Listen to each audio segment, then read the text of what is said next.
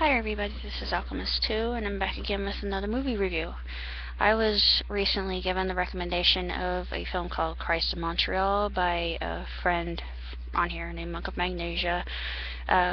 He was a Benedictine monk at some point in time in his life, and I really need to get that book from Amazon when I have a little bit more leisure to do so, but I will. Someday. Anyway, it's this film that takes place in Montreal. Of course, it's subtitled in French, and you have this man who he works for the ad companies, and he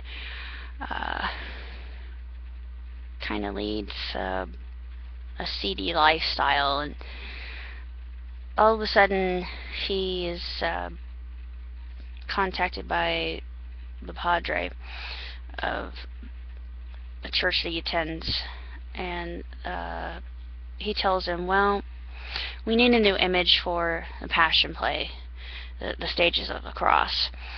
And Daniel, the main hero of this film, he actually says, well, I think I'm going to put some contemporary voice into it and make it more accessible to the people, which he does, but he does it in such a way that he himself becomes transformed by it.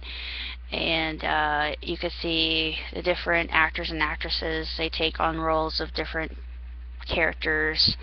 One of them is Mary Magdalene, the other one is Mary. No, actually she's Constance, but if you know what Constance means, then you realize, aha, she is an allegorical character as well. A lot of them are allegorical characters, and it's all symbolic. And there's one scene that a lot of people may not understand, but it's when the women come and they talk about putting on the play one more time, just one more, even though the stages of the cross has been canceled indefinitely because there has been too much of an outcry against it. And the people want to see, though. People are compelled. They want to experience this for themselves because it is so real, and the actors are sensational, and they're being drawn in by Daniel and his theater troupe. And what happens is the padre himself is actually bound by Constance, and he represents Simon Peter. And I actually had to explain that to my father, because there's a verse where Jesus, when he's resurrected, he comes to Peter and he says, Simon, son of Jonah, do you love me more than these? And he says, yes, of course you know I do, Lord. And he says, feed my sheep. Of course he does this 3 times to redeem him, but this is the part where when he binds him, he says, when you were a youth you used to go where you wished. Now that you are older, you will be girded and carried away to a place that you do not wish. And that would signify by what death he would die. He would become a martyr, but this is not really portrayed within the film. It's just an interesting little tidbit that I thought I would illustrate, because a lot of people probably don't know that. And me, having been familiarized with the Bible and the disciples and the lives that they led, and I've read pseudepigrapha. I'm reading a lot of pseudepigrapha books right now. It's very interesting. And it talks about numerology even, and I am fascinated by numerology. I can't help myself. This is something that I never thought I would be interested in, but it catches my attention. And a lot of people might say, oh, you're getting into occult books. No. There is such a thing called the Bible Code, and I know that such a thing does exist, or it would not have been done. So it's just very intriguing that they would mention that. And this film was done in 1989, and you can tell because, first of all, the costumes, the clothing, the hair, and the music is very synthetic, and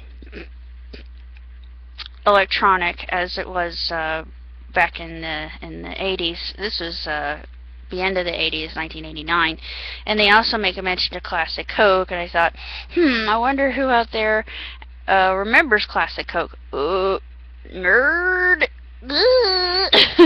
But I just thought I had to mention that, and they mentioned Ronald Reagan, and I thought, yeah, this is definitely a movie from the 80s. So I just thought that was really quite intriguing, and I really enjoyed it quite a bit. So hopefully I can get more people to see it. I know it's controversial, and I know there's one scene when he recruits the actors, the avant-garde ones, in their alternative theater. They're doing dub voices for what my friends would call a blue film. Let me just put it that way. If you don't know what a blue film is, that's just another way of saying pornography. Actually, the Arabs called them blue films, and the Australians called them blue films. I don't know who else, but I know it's interesting. One of my friends from Turkey said, "Have you ever seen a blue film?" And I thought, well, I would be lying if I said no, because yes, I have, and no, I don't want to see one ever again. Thank you. But it's just, I think it's degrading to women, but that's the subject for another day.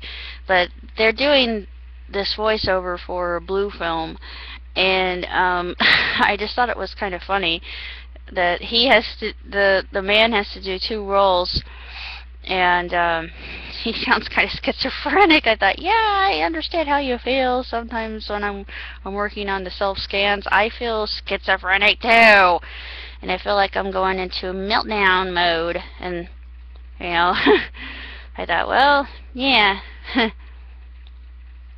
I'm glad I can multitask.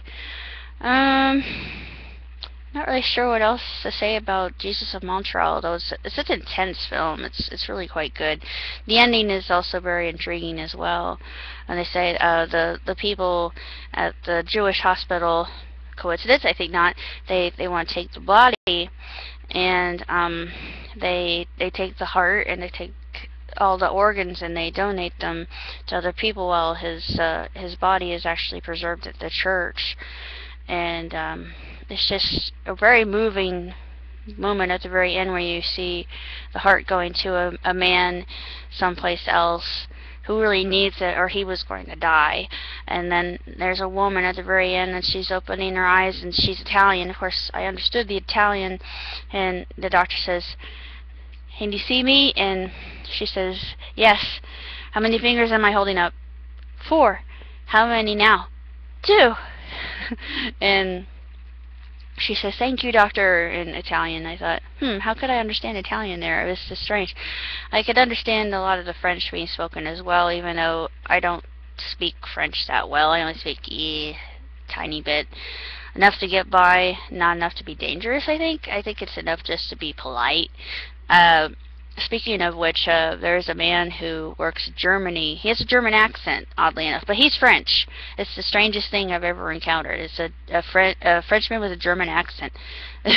And he'll come in for some cigarettes, and he'll come up to me, and he'll say, "Ça va bien, ça va bon," and we'll talk together. He's like, "You've got to practice your French." I thought, "Yeah, well, you're the only person I can practice my French with, monsieur. I don't know your name. Comment tu t'appelles?" But I wanted to ask him that, but I thought, no, I don't know if I should, because he might hit on me some more. He's old enough to be my grandfather. I don't want that. I've had that happen before. I had that actually happen not too long ago with this guy who had a cane who tried roping me in with his cane. I thought, no! Get away. Yeah, and not to mention, I actually got hit on by a gentleman who was in his 80s, who was from Mexico, and I thought, oh, babe. No, Moss. But it was just, the things I have to put up with sometimes. That this is my life right now. It's getting more interesting by the moment, I feel. I'm gonna go to bed. I'm still writing Sonic Thruster, Intergalactic Hero, and it's going along quite well. I thought I would share some fan art with you. I actually posted this fan art on Danny's page, on Mr. Sixbang's page. It's better than my last one. I've got Miss Azurmistas, c'est moi, and Mr. Sexo Bangs.